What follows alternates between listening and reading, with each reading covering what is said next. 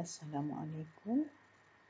Next, I will explain about chapter 16 in our compensation and benefits subject, which is international pay system. And for your information, for this chapter, we will only learn about the expatriate pay. Another issue that is in the book, we will not discuss it in detail. So first of all, we need to know what is expatriates. So definition of expatriates is employees temporarily working and living in a foreign country. And key decision for companies is the degree of reliance on expatriates relative to local employees. So main issue for the organization when considering using an expatriate is because of maybe the company wants to have a professional knowledge, wants to have several new ideas, want to make it easier for the company to operate outside the main country. Therefore, the employer or the company make a decision to hire an expatriate. Okay, there are three types of expatriate that you should know. The first one is parent country national or PCNs. It is an expatriate who are citizens of the employer's parent or home country and living and working in another country. For example, company from Malaysia open up a branch in Singapore. So the employee from Malaysia is being given an opportunity to work in the company, Malaysian company in Singapore. That is what we call parent country national. Number two, third country national, or TCN. It is an expatriate who are citizens of neither the employer's parent country nor the foreign country where they are living and working. For example, French national working in Hong Kong subsidiary of US company. So the employee, the expatriate, is a French national but working in US company in Hong Kong. So that is what we call third country national expatriate. Okay, what are the reasons of hiring TCNs? The first one is the foreign assignment may represent an opportunity for selected employees to develop an international perspective. Number two, the position may be sufficiently confidential that information is entrusted only to a proven domestic veteran. And number three, the particular skills required for a position may not be readily available in the local labor pool. So that is why the company prefer to hire TCN for working in their company subsidiary. Okay, the third type of expatriate is local country nationals or LCNs. It is an individual who are citizen of a foreign country where the parent employer operates. For example, UK citizen who is employed at Coca-Cola's UK subsidiary. So this is what we call local country national. So what are the advantages of hiring LCNs? LCNs know local conditions and have relationship with local customers, suppliers and government regulators.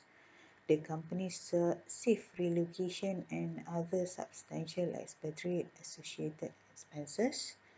Avoid concerns about employees adapting to the local culture because the employee is mainly the country national itself, so he knows better the culture of the organization and the country. And number four, satisfy nationalistic demands for hiring locals. So it is increased job satisfaction for the local employee because the company considered to hire local instead of bringing outside employee from other countries to work in the local countries. Okay, in Exhibit 16.2, you can see here some common allowances in expatriate package. So, other than being given a basic salary, normally organization will provide also allowances. For example, financial allowances, family support allowances, and social adjustment assistance for the expatriate, together with the basic salary. So here we can see there are many allowances that can be given. The company can choose any type of allowances that they felt suitable for the expatriates working in other country. Okay, another issue is elements of expatriate compensation. So what are the pay mix, or what are the pay elements of expatriate compensation? Basically, the expatriate will get the basic salary. The base salary plus incentive is usually determined via job evaluation or some system of job leveling. The intent is to keep expatriate employees financially whole and minimize disruption of the move.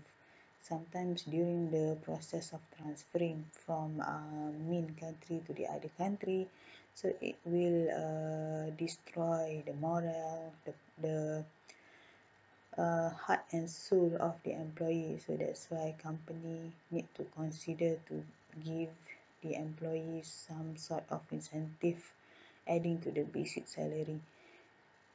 Number two is taxes. Foreign tax liabilities are incurred on income earned in foreign countries. So company should consider providing some